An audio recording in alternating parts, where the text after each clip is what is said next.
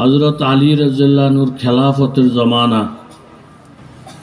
আলী রাদিয়াল্লাহু তাআলা আনহু কাজীর কাছে গিয়ে বিচার দিলেন যে অমুক ইহুদি আমার তলোয়ার চুরি করে নিয়ে গেছে, আমি এ তলোয়ার চাই।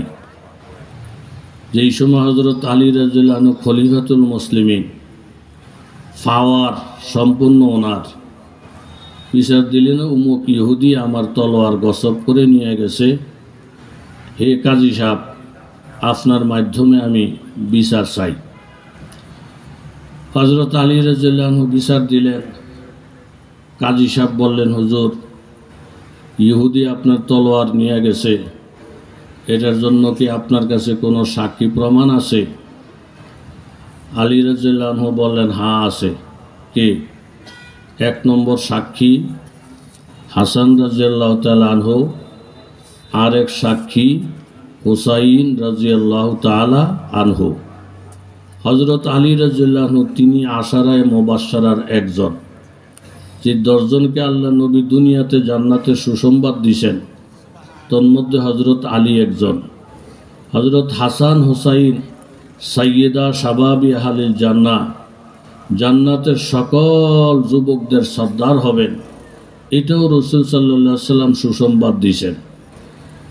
তাইলে হযরত আলী রাদিয়াল্লাহু আনহু বললেন, এই তলোয়ারটা যে আমার, এটার জন্য সাক্ষী হযরত হাসান এবং জোরে বলেন হযরত হুসাইন, তিনজনই জান্নাতি।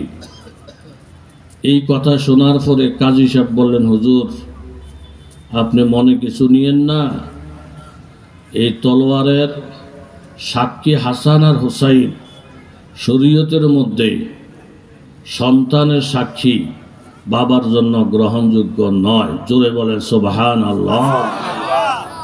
অতএব আমি ফয়সালা এইভাবে দিতে পারি না যে তলোয়ারের মালিক আপনি, শরীয়তের মধ্যে সন্তানের সাক্ষী বাবার জন্য গ্রহণযোগ্য নয়।